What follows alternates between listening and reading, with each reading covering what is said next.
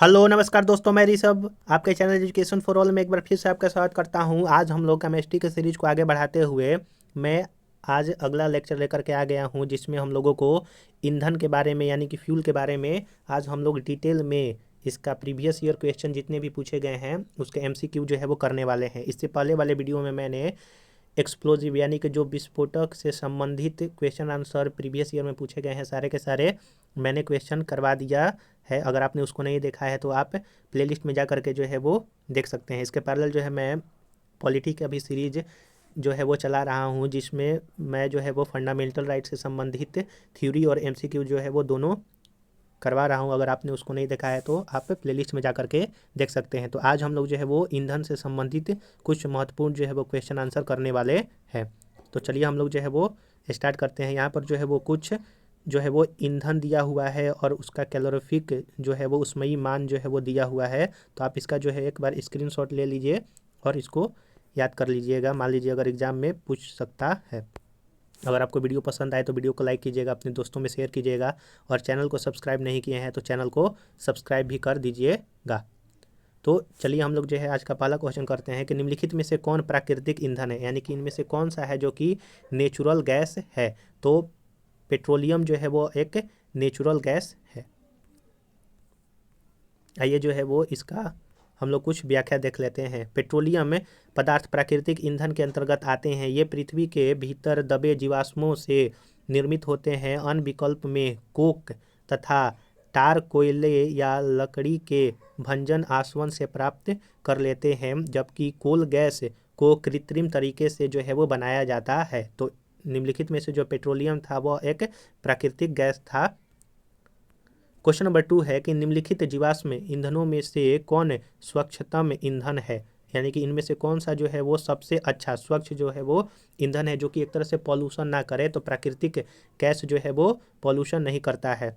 आइए व्याख्या देख लेते हैं। कोयला, पेट्रोल, प्राकृतिक गैस व डीजल जीवाश्म ईंधन में प्राकृतिक गैस स्वच्छतम ईंधन है, क्योंकि प्राकृतिक गैस बहुत कम मात्रा में प्रदूषणकारी गैस उत्सर्जित करता है। इसका ऑप्शन नंबर सी प्राकृतिक गैस हो जाएगा।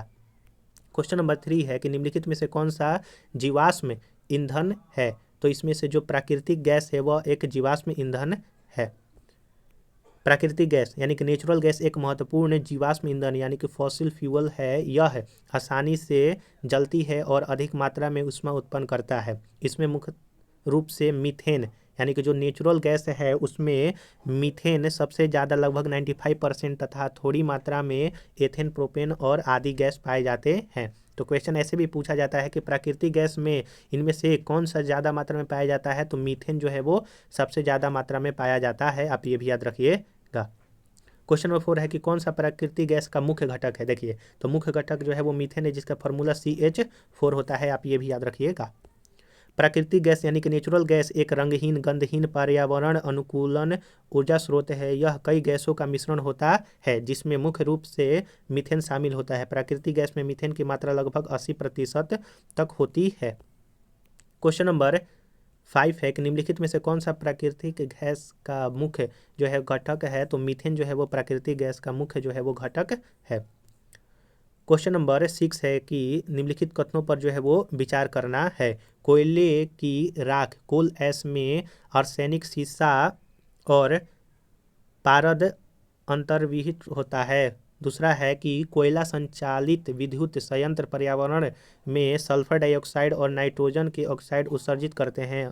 3 बोल रहा है कि भारतीय कोयले में राख की अधिक मात्रा पाई जाती है। तो निम्नलिखित में से जो है वो कौन सा सही है। तो तीनों का तीनों यहाँ पर जो है वो सही है।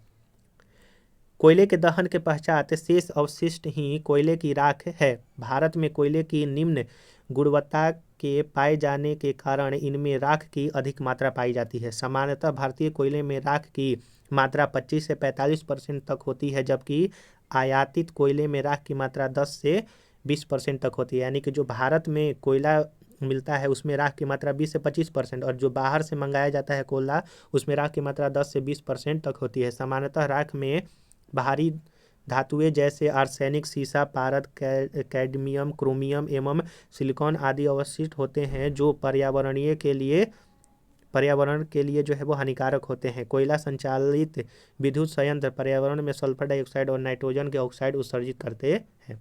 तो आशा करूंगा कि आपको व्याख्या अच्छी तरह से समझ में आया होगा। क्वेश्चन नंबर 7 है कि निम्नलिखित में से किस एक का अधिकतम ईंधन मान होता है।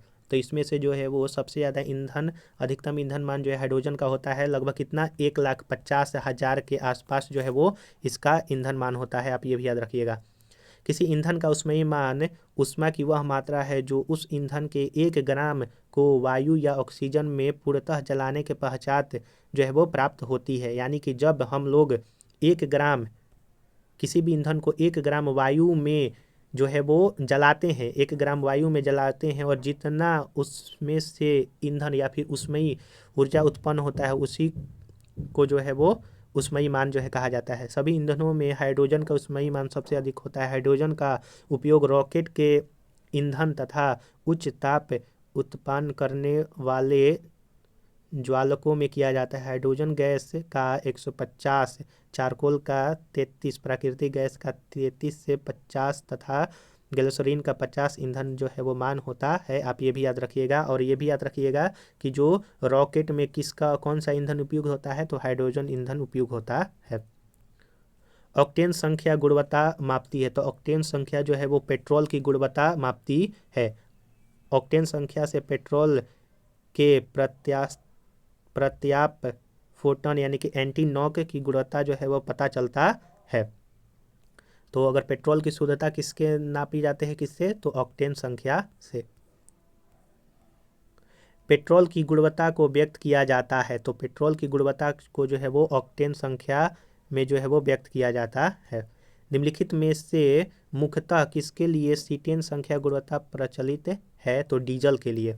पेट्रोल के लिए जो है वो ऑक्टेन जो है वो मेजर किया जाता है, और डीजल के लिए जो है वो सीटेन संख्या जो है वो गुणवत्ता मेजर करती है। जिस प्रकार ऑक्टेन गैस गैसोलीन के ज्वलन स्थिरता के मापन में प्रयुक्त की जाती है, सीटेन संख्या का प्रयोग इसी संदर्भ में डीजल ईंधन की गुणवत्ता के लिए किया जाता है। डीजल का दहन बिना स्पार्क किए संपीड़न द्वारा किया जाता है। अतः जब डीजल ईंधन संपीड़ित किए जाने पर जितना जल्दी प्रज्वलित होता है उसकी सीटेन संख्या उतना ही अधिक होती है। यह अच्छे डीजल की पहचान है।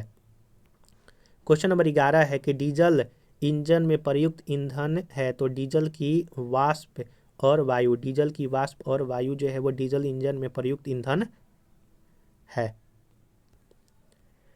आइए इसका व्याख्या देख लेते हैं। डीजल इंजन एक अंतर्दहन इंजन है जो बंद स्थान में वायु को संपीड़ित करने से उत्पन्न ऊष्मा का उपयोग करके ईंधन में ज्वलन उत्पन्न करता है। डीजल इंजन में दहन के लिए पेट्रोल इंजन की तरह कार्बोरेटर नहीं होता, अतः इसमें सिलेंडर के भीतर की हवा को इतना संपीड़ित कर दिया जाता है कि वायु का तापमान 80 डिग्री फ़ारेनहाइट तक पहुंच जाता है। यही तापमान जो है वो दहन स्फुलिंग का कार्य जो है वो करता है।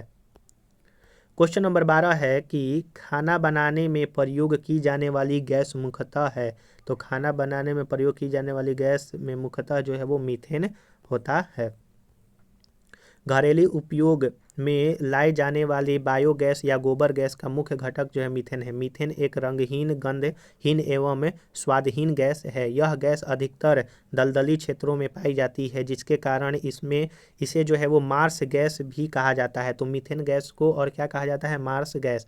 बायोगैस या गोबर गैस में 50 से 75% तक मीथेन जो है वो पाया जाता है। क्वेश्चन नंबर 13 है कि बायोगैस संयंत्र में निष्कासित निम्नलिखित में से कौन सा गैस ईंधन के गैस के रूप में उपयोग आता है, तो मीथेन गैस। बायोगैस संयंत्र से उत्पादित बायोगैस का मुख्य घटक मीथेन गैस होती है, जिसे जीवाश्म ईंधन के स्थान पर ऊर्जा उत्पादन के लिए प्रयोग में लाया जाता है। क्वेश्चन नंबर 14 है कि बायोगैस में मुख्यतः होता है। तो बायोगैस में जो है वो कार्बन डाइऑक्साइड एवं मीथेन होता है। ऑक्सीजन की अनुपस्थिति में किसी कार्बनिक पदार्थ में जैविक विखंडन से उत्पन्न गैस बायोगैस कहलाता है। बायोगैस में के मुख्य संगठन मीथेन एवं कार्बन डाइऑक्साइड हैं। इसमें बहुत ही कम मात्रा में हाइड्रोजन सल्फाइड, नमी तथा सिलॉक्सेन उपस्थित होता है। गोबर गैस या बायोगैस में मीथेन 50 से 75% तक पाया जाता है। क्वेश्चन नंबर 15 है कि बायोगैस का मुख्य घटक है। तो बायोगैस का मुख्य घटक जो है वो मीथेन है और एक कार्बन डाइऑक्साइड भी होता है, आप ये भी याद रखिएगा। क्वेश्चन नंबर 16 है कि गोबर गैस का मुख्य घटक है। तो मीथेन जो है वो गोबर गैस का मुख्य घटक है। अगर आपको वीडियो पसंद आ रहा होगा तो वीडियो को जरूर से जरूर लाइक कीजिए, अपने दोस्तों में शेयर कीजिए, और चैनल को आप लोग सब्सक्राइब नहीं करते हैं तो मैं आपसे निवेदन करूंगा कि चैनल को भी सब्सक्राइब कर दिया कीजिए। क्वेश्चन नंबर 17 है कि एक बायोगैस संयंत्र में निम्न में से कौन सी प्रक्रिया होती है। तो बायोगैस संयंत्र में इनमें से जो है वो किण्वन की प्रक्रिया होती है। गोबर में बहुत अधिक मात्रा में ऊर्जा होती है जिसे बायोगैस संयंत्र में किण्वन प्रक्रिया द्वारा निकाला जाता है। तो बायोगैस संयंत्र में किण्वन प्रक्रिया द्वारा जो है वो गैस को बाहर निकाला जाता है। क्वेश्चन नंबर 18 है कि निम्नलिखित में से किसने गोबर गैस प्रणाली का आविष्कार किया था। तो इसका आइए हम लोग जो है व्याख्या देख लेते हैं। भारतीय कृषि अनुसंधान संस्थान IARI के वैज्ञानिक डॉक्टर SV देसाई ने वर्ष 1941-42 में गोबर गैस प्रणाली जो है वो आविष्कार किया था, जो कि यहाँ पर जो है वो डॉक्टर SV देसाई के जगह पर CV देसाई है, तो यह जो है वो गलत हो जाएगा। तो इसका आंसर जो है वो क्या हो जाएगा कि किसने बायोगैस का आविष्कार किया था। तो गोबर गैस का आविष्कार किया था तो 1941-42 में डॉक्टर SV देसाई ने किया था। क्वेश्चन नंबर 19 है कि लिक्विफाइड पेट्रोलियम गैस LPG के मुख्य अवयव हैं। तो LPG में इथेन, प्रोपेन और ब्यूटेन होता है। Liquefied petroleum gas ethane, propane और ब्यूटेन होता है। तरलीकृत पेट्रोलियम गैस LPG हाइड्रोकार्बन गैसों का एक ज्वलनशील मिश्रण है जिसे ईंधन के रूप में प्रयोग किया जाता है। LPG मुख्यतः प्रोपेन, ब्यूटेन और इथेन का मिश्रण होता है। LPG का मुख्य आधार घटक क्या है। तो LPG में जो है वो ब्यूटेन सबसे ज़्यादा मात्रा में पाया जाता है।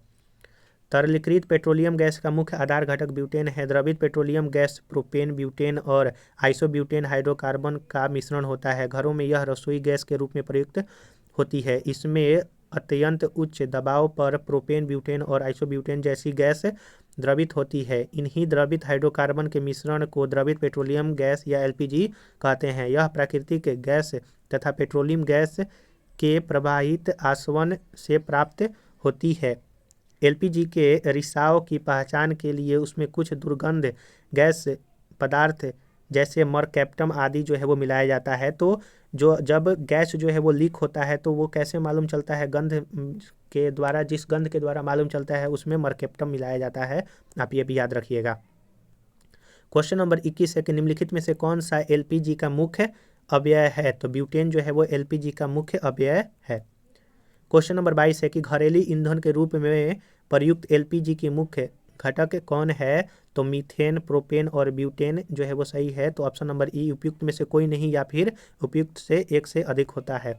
घरेलू ईंधन में रूप में प्रयुक्त LPG अर्थात तरलीकृत पेट्रोलियम गैस हाइड्रोकार्बन गैस का एक ज्वलनशील मिश्रण है। इसमें मुख्यतः प्रोपेन जिसका फार्मूला C3H8, ब्यूटेन C4H10 का मिश्रण होता है, यानी कि प्रोपेन और ब्यूटेन होता है। इसकी रिसाव की पहचान के लिए दुर्गंध गैस मरकैप्टम आदि को मिलाया जाता है।